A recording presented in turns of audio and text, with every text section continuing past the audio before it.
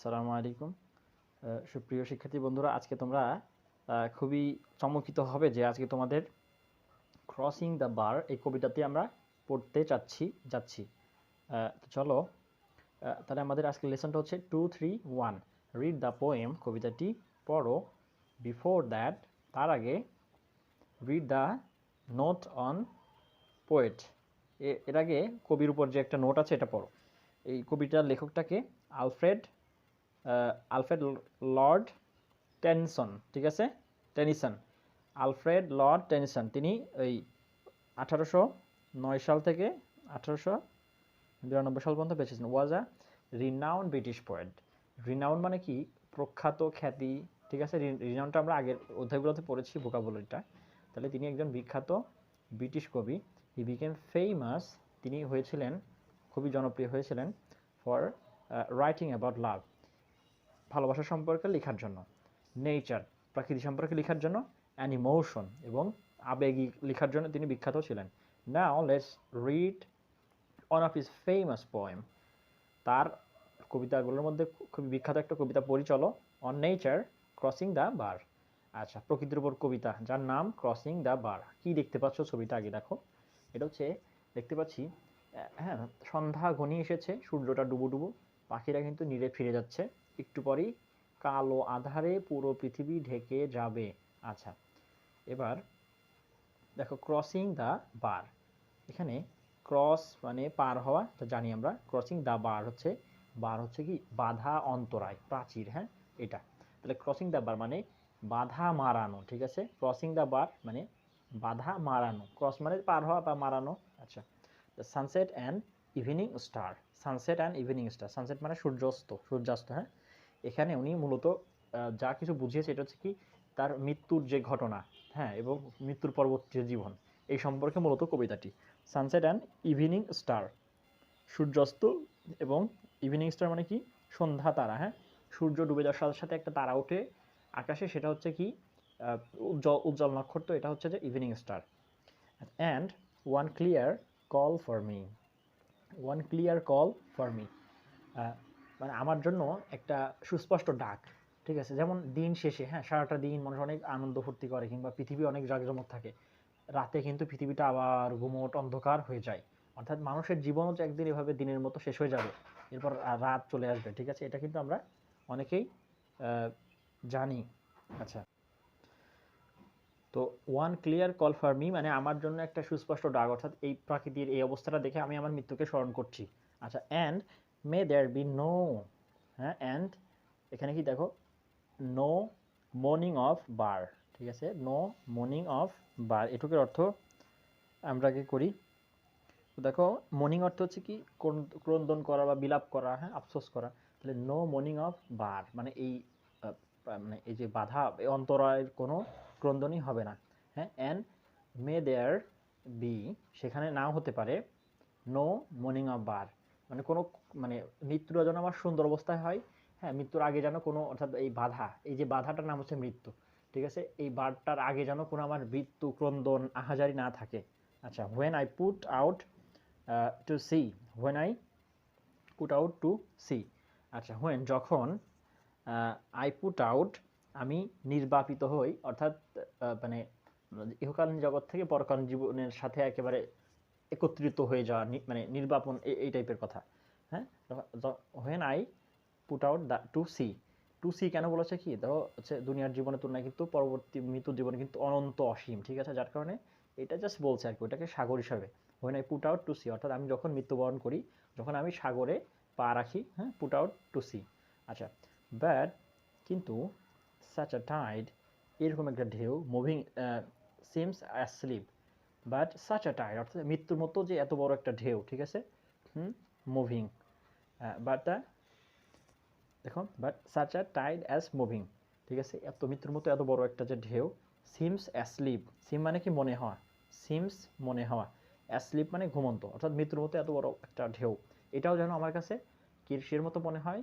সেটা হচ্ছে একেবারে asleep, ঘুমন্ত, সাধারণ মৃত্যু। টু ফুল, টু ফুল মানে খুবই পরিপূর্ণ, ফর সাউন্ড অ্যান্ড ফোম, শব্দ এবং ফোম মানে হচ্ছে তোমার ফেনা, ঠিক আছে। এখানে সাউন্ড এবং শব্দ এবং ফেনা, ঠিক আছে, এর মতো একেবারে পরিপূর্ণ। ধরো একটা শব্দ কিন্তু যদি একটু শব্দ করা হয় এটা কিন্তু পুরো রুমটাকে একেবারে কম্পন করে দেয়। আবার ফোম যেটা মানে যেটা ফেনা, ঠিক আছে, এটা কিন্তু অসংখ্য অগণিত, মানে সমুদ্রের ফেনার দিকে তাকাও তো এটা কি ওনার too full for sound and sound, অর্থাৎ তার যে পরিপূর্ণতা এটা যেন সে পায়। টু ফুল, খুবই পরিপূর্ণ, ফর সাউন্ড অ্যান্ড ফোম, শব্দ এবং এই যে ফেনার মতো। আচ্ছা, তার জীবন কর্মটা যেন পায়। আচ্ছা দেখো, হোয়েন দ্যাট, যখন সেটা, which drew from out the boundless deep, যখন, যখন ওটা, হুইচ ড্রিউ ফ্রম, যেটা বাউন্ডলেস, বাউন্ড মানে কি বাধা, হ্যাঁ, আর বাউন্ডলেস মানে অন্তহীন, অনন্ত, বাউন্ডলেস। বাউন্ডলেস মানে কি অনন্ত অসীম, হ্যাঁ, বাউন্ডলেস ডিপ মানে অনন্ত অসীম গভীরতা, হ্যাঁ। আচ্ছা, হোয়েন যখন সেটি হয় কি, which drew from out boundless, যখন সেটা মৃত্যুর যেই কি বলে অনন্ত অসীমের দিকে পথ রেখে চলে, অর্থাৎ অঙ্কন করে চলে, হ্যাঁ। ধরো মৃত্যু থেকে মানুষ কিন্তু ওই পরবর্তী জীবনে, ঠিক আছে, ওই যে যায় একটা রেখা অঙ্কন করে মানুষের মাঝে, ওই যে যায় আর কিন্তু সে ফিরে আসে না, অনন্ত অসীম কালে সে ডুবে যায়। টার্নস এগেইন হোম, ঠিক আছে, আরেকবার বাড়িতে ফিরে আসা। এবার কি, টুইলাইট, ঠিক আছে, এখানে এটার শব্দটা কি, উচ্চারণটা TWILIGHT, টুইলাইট। টুইলাইট শব্দ অর্থ হচ্ছে কি, ওই যে যেটা দেখালো এখানে দেখো, টুইলাইট মানে হচ্ছে যে এটা, এই যে সূর্যটা ডুবছে না, এই অবস্থাটাকে টুইলাইট বলে, অর্থাৎ উষা, হ্যাঁ, সান্ধ্যকালীন যে অবস্থা, এই যে উষা। তো twilight and evening bell, evening bell মানে কি, বিকেলের সন্ধ্যার যে বেল, হচ্ছে যে উনি কিন্তু খ্রিস্টান কবি, ঠিক আছে, তো বেল হচ্ছে গির্জাতে সন্ধ্যায় এক ধরনের একটা বেল বাজানো হয়, প্রার্থনার জন্য ডাকা হয়, তো এই ইভিনিং বেলের কথা বলছে। টুইলাইট অ্যান্ড ইভিনিং বেল, অর্থাৎ গধূলি সন্ধ্যার যখন ঘনিয়ে আসে তখনই কিন্তু ওই গির্জার বেলটা বাজানো হয়। And after that the dark, এবং তারপরই অন্ধকার একবার, ঠিক আছে, তোমরা কিন্তু আবেগে, মানে কবিতার মূল যে মর্ম এটা হচ্ছে কিন্তু আবেগ, হ্যাঁ, মানে মৃত্যুকে স্মরণ করে কবিতাটা পড়তে থাকো, তাহলে বুঝবা আর কি মূল মর্মটা। অ্যান্ড এবং, may there be no sadness of farewell, and may there be, এবং নাও হতে পারে, দেখো আমার সাথে ধরো, অ্যান্ড মে দেয়ার বি, এবং নাও হতে পারে, no sadness of farewell, no sadness মানে কোনো দুঃখ নয়, নো স্যাডনেস অফ ফেয়ারওয়েল, মানে বিদায় অনুষ্ঠান, ওনার যে শেষকৃত্য, অর্থাৎ যে ওনার যে মানে পৃথিবী থেকে চলে যাওয়া প্রস্থান, এই প্রস্থানের কোনো দুঃখ যেন নাও থাকতে পারে, হ্যাঁ। হোয়েন আই এম্বার্ক মানে যখন আমি জাহাজে চড়ি, এম্বার্ক মানে জাহাজ চড়া, কিন্তু এখানে না, যখন আমি পরকালের যেই তরিতে উঠি, হ্যাঁ, পরলৌকিক যেই জীবনের যাত্রা শুরু করি, তখন যেন কোনো দুঃখ না থাকে, সে তাই বলছে। আচ্ছা, ফর দো, ঠিক আছে, তার জন্য, ফর জন্য, দো যাই হোক, দো আর হচ্ছে মানে THO, ঠিক আছে, এখানে অল দো বললেও হতো, তা সত্ত্বেও, ফর দো তা সত্ত্বেও, from out our bourne of time and place, কোথা থেকে, ফ্রম আউট বাইরে, মানে এটার থেকে অনেক বাইরে, কোনটার, our bourne of time, our bourne মানে কি, সীমানা, আমাদের যে একটা সীমানা, সময়ের যে সীমানা আছে, হ্যাঁ, জায়গার যে সীমানা আছে, এই সীমানা থেকে কি কিন্তু মৃত্যুর পরবর্তী জীবনটা সব কিছু এর থেকে মানে ভিন্ন। আমরা মনে করি যে সময় বা হচ্ছে সীমানা, পৃথিবীর একটা অবস্থা, এটার থেকে সম্পূর্ণ ওই জগৎটা কিন্তু ভিন্ন। সেটাই বোঝাচ্ছে যে from out our bourne of time and, তার মানে আমাদের সীমানার যেই ধারণা, সময় এবং যে স্থানিক যেই মানে যেই সীমাবদ্ধতা, এটার অনেক দূরে। Then flood may bear me far, the flood অর্থাৎ বন্যা, মানে এই যে সময়ের অথই যেই একটা অবস্থা, যেই পরলৌকিক জীবনের যেই ইয়া, এটা তাকে বন্যার মতো অনেক দূর ভাসিয়ে নিয়ে যাবে, অর্থাৎ মৃত্যুর পরে মানুষ তো আর কখনো পৃথিবীতে ফিরে আসে না, ওই যে সময়ের গহীন যেই কালে চাপা পড়ে যায়, ঠিক আছে, হাজার হাজার বছর আগে মারা গেছে, এই অবস্থা, হ্যাঁ। মে বিয়ার মি ফার, আমাকে অনেক দূর নিয়ে যেতে পারে। আই হোপ সো, আমি আশা করি, to see my pilot face to face, আমি আমার পাইলটকে, অর্থাৎ আমি আমার পাইলট বলতে এখানে কিন্তু স্রষ্টাকে বোঝাচ্ছে, মাই পাইলট মানে যে গাইড, তার যে মেইন যে, ওনার সাথে আই হোপ, তিনি চিন্তা করে, to see my pilot face to face, আমি তার সাথে, স্রষ্টার সাথে মানে সরাসরি সাক্ষাৎ করতে আশা করি, have cross when I have crossed the bar, যখন আমি এই বাধাটা অতিক্রম করি, মানে এই মৃত্যুটা মানে বরণ করিনি, এরপর থেকে আমাদের জীবন শুরু হয়ে গেল, ঠিক আছে। এই বার মানে হচ্ছে যে মৃত্যু বা এই পরলৌকিক জীবনের যে শেষ ইয়াটা। এবার দেখো এটার লেখককে আলফ্রেড লর্ড টেনিসন। আচ্ছা, এবার এখান থেকে ছোট্ট করে আমরা এই কয়েকটা প্রশ্ন দিয়ে আমরা শেষ করব। এই দেখো দেখো এবার 232, ঠিক আছে, কবিতা সম্পর্কে বলা হচ্ছে। Now read the following summary, এই নিচের সামারিটি পড়ো, অফ দ্য পোয়েম, এই কবিতার, ফর ইয়োর বেটার আন্ডারস্ট্যান্ডিং, তোমার আরও ভালো বোঝার জন্য, and answer the following question, এবং এই নিচের প্রশ্নগুলোর উত্তর তুমি দিবে, ঠিক আছে। আমার সাথে সাথে খাতা কলম নিয়ে বসো, ভোকাবুলারি লিখে নাও, প্রশ্নের উত্তরগুলো লিখে নাও, আমি বলে দিচ্ছি। দেখো, ইন দ্য পোয়েমে, এই কবিতাতে, poet talks about death and the journey. Poet talks মানে লেখক বলেছে অ্যাবাউট দ্য ডেথ, মৃত্যু সম্পর্কে বলেছে, and the journey into the afterlife, afterlife মানে পরলৌকিক জীবন, অর্থাৎ মৃত্যু পরবর্তী জীবন সম্পর্কে বলেছে। হিয়ার, এখানে, হি ইউজেস সিম্বলস ফ্রম নেচার, তিনি প্রকৃতি থেকে কিছু প্রতিকৃতি, কিছু মানে নির্দেশক ইন্ডিকেটর ব্যবহার করেছেন, লাইক সানসেট, সূর্যাস্ত, সূর্যাস্ত মানে মৃত্যু জীবনের শেষ, ইভিনিং স্টার, ওই সূর্যাস্তের পরে যে জিনিসটা ভেসে ওঠে, ওই যে সন্ধ্যা তারা, সি মানে অথই সমুদ্র অনন্ত পরকাল, হ্যাঁ, টাইড মৃত্যুর যে অবস্থা, ঢেউ, ফোম মানে ফেনা।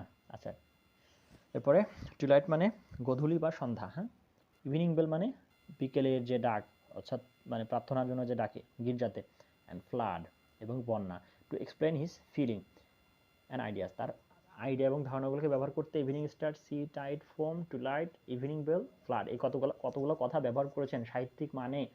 বিসাইড, এছাড়াও, ইফ ইউ রিড কেয়ারফুলি, যদি তুমি ভালো মতো পড়ো, you can understand that like others, অন্যটার মতো তুমি ব্যবহার করতে পারো, জানো মানে বুঝতে পারো। The poet also express his desire to cross the bar, ঠিক আছে, তিনি অবশ্য আরও আকাঙ্ক্ষা করেছেন, টু ক্রস দ্য বার মানে এই বাধা মারাতে আকাঙ্ক্ষা করেছেন, বিটুইন লাইফ অ্যান্ড ডেথ, জীবন এবং মৃত্যুর এই বাধা মারানোর জন্য তিনি মানে অনুভূতি ব্যক্ত করেছেন, উইদাউট সরোফুল ফেয়ারওয়েল, অর্থাৎ শেষ বিদায়টা যেন তার খারাপ না হয়। আচ্ছা, the poem accepts the truth, এই সত্যটি গ্রহণ করে, যে এই কবিতাটি সত্যটি গ্রহণ করে যে, that we have to leave this world, আমাদেরকে এই পৃথিবী ত্যাগ করতেই হবে, আমরা যেই হই না কেন মারা যাবই আমরা, অ্যান্ড হি উইশেস